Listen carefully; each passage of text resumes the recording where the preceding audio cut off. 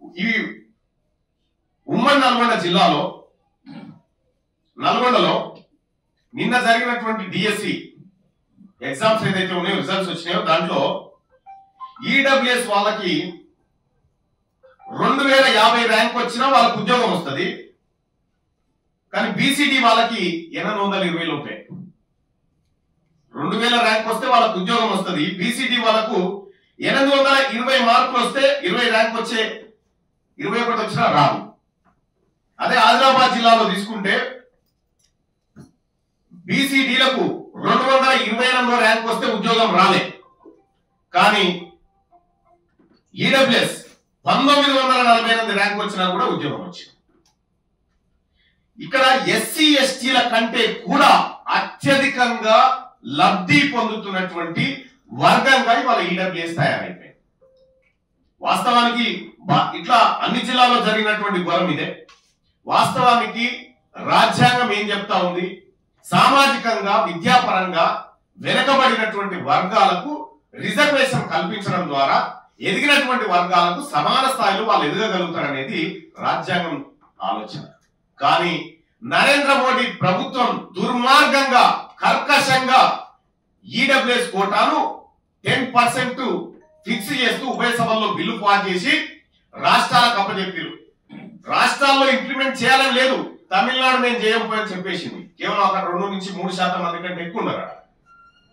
ఇక్కడ తెలంగాణలో కేసీఆర్ అనేటువంటి వ్యక్తి ఈడబ్ల్యూఎస్ కోటాను ఆగమేఘాల మీద ఎలాంటి సర్వే గాని ఎలాంటి కమిషన్ రిపోర్ట్ గాని లేకుండా 10% ఇంప్లిమెంట్ చేయడం ద్వారా ఇవాళ డిఎస్సిలో కేవలం 110 ఉద్యోగాలు ఈడబ్ల్యూఎస్ కు రావాల్సి ఉంటే 1100 ఉద్యోగాలు వాళ్ళకు పోయినాయి. ఇలా గ్రూప్ 1లో అదే పరిస్థితి, ఐఏఎస్ లో అదే పరిస్థితి, ఎక్కడ చూసినా ఇదే దుర్మార్గం జరుగుతా ఉంది. కాబట్టి ముఖ్యమంత్రి గారిని రిక్వెస్ట్ చేయడం జరిగింది.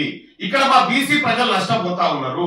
ఒక బీసీలే కాదు, ఈ ఈడబ్ల్యూఎస్ కోటా 1 or 1.5% ఫిక్స్ చేస్తే మిగిలినటువంటి 8%, 8.5% ఓపెన్ లో కలిపితే అందులో ఓసీలకు కూడా అవకాశం ఉంటుంది. వాళ్ళు కూడా పోటీ చేసుకునేటువంటి ఏది ఆ ఉద్యోగాలు సంపాదించే అవకాశం ఉంటుంది. కానీ ఇక్కడ అలా జరగడం లేదు. ఇది బీసీలకు, బీసీ నిరుద్యోగ యువతకు జరుగుతున్నటువంటి అన్యాయాన్ని మూడోసారి ముఖ్యమంత్రి గారి దృష్టికి తీసుకుపోవడం జరిగింది.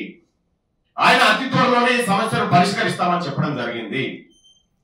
వాస్తవానికి రిజర్వేషన్ ఉన్నది పేద వర్గాలను పైకి తీసుకురావడానికి. కానీ నరేంద్ర మోడీ గారి ప్రభుత్వం పెద్దోళ్ళని ఇంకా పెద్దగా చేయడానికి ఈ ఈడబ్ల్యూఎస్ పెట్టి వాళ్ళ కొంపలు ముంచాడు. మధ్యప్రదేశ్ హైకోర్టు క్లియర్ గా జడ్జిమెంట్ ఇచ్చింది. ఇక్కడ ఇంకో ట్విస్ట్ కూడా ఉంది. ఈడబ్ల్యూఎస్ కోటాను మొత్తం ఉన్నటువంటి ఉద్యోగాలు 100 అయితే అందులో 50% ఎస్సీ ఎస్టీ బీసీల రిజర్వేషన్ పోగా మిగిలిన 50లో అప్ టు 10% అన్నది. మిగిలిన 50లో అప్ టు 10% అన్నది. కానీ కేసీఆర్ దుర్మార్గంగా ఈ 100 నుంచి 10% తీయడం వల్ల ఇలా వేలాది ఉద్యోగాలు పొందడంలో బీసీలు నష్టపోతా ఉన్నారు. అది బీసీలకు ఇవ్వాలనుకునేటువంటి అంశంలో రాష్ట్ర ప్రభుత్వం నిశ్చితంగా ఆలోచించాలి. ఇది బీసీ బిడ్డలకు దక్కుతలేదు. మా గౌరవనీయులు మా నాయకుడు రాహుల్ గాంధీ గారి ఆలోచన ఏదైతే ఉందో, సోషల్ ఇంజనీరింగ్ అనేటువంటి ఆలోచన, జిస్కి ఎంతైతే జనాభా ఉన్నారో వాళ్ళకి అంత దక్కాలనేటువంటి ఆయన ఆలోచన ఏదైతే ఉందో అది ఇంప్లిమెంట్ జరగడం లేదు. అది సరి చేయాలని గౌరవ ముఖ్యమంత్రి గారికి చెప్పడం జరిగింది. ఆయనకు గతంలోనే జడ్జిమెంట్ కాపీ ఇవ్వడం జరిగింది. అన్ని కూడా ఆయనకు హైకోర్టు జడ్జిమెంట్ ఇచ్చినాం, మధ్యప్రదేశ్ ది కర్ణాటక హైకోర్టు జడ్జిమెంట్ ఇచ్చినాం. అన్ని ఇచ్చినప్పటికీ కూడా ఇవాళ జరుగుతలేదు. ఈ ఉద్యోగాలు ఇప్పుడు వేగంగా భర్తీ చేసుకుంటూ పోతా ఉంటే 10% ఇచ్చి వాళ్ళు 30 ఏళ్ల పాటు వాళ్ళ ఉద్యోగాల్లో కూర్చుంటే 30 ఏళ్ల పాటు ఈ బిడ్డలకు ఆ ఉద్యోగాలు రావు. ఇది ఇవాళ ఒక్కరోజు కార్యక్రమం కాదు, 30 ఏళ్ల పాటు జరగబోతున్నటువంటి ఒక దాడి. నేనేమంటా ఉన్నా, ఈ కుద్దు మా జీవన్ రెడ్డి గారు చెప్పారు, మేము ఉన్నదే 5%, మాకు 10% రిజర్వేషన్ ఎక్కిస్తారా అని చెప్పి జగిత్యాల మాజీ ఎమ్మెల్యే గారు, మాజీ మంత్రి గారు జీవన్ రెడ్డి గారు చెప్పిన మాట ఇది. మేము ఉన్నదే 5%, మాకు 10% రిజర్వేషన్ ఇవ్వడం అంటే ఇది దుర్మార్గం, ఇది బీసీలో కడుపు కొట్టడం అనేది మాట ఆయన చెప్పిండు.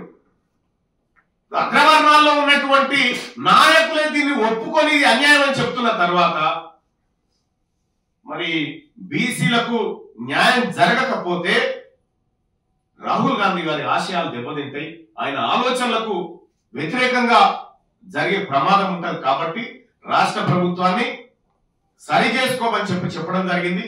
బీసీలకు జరుగుతున్నటువంటి అన్యాయాన్ని సరిదిద్దామని చెప్పడం జరిగింది. ఇది ముఖ్యమంత్రి గారితో నేను జరిగినటువంటి భేటీలో అదొక అంశం.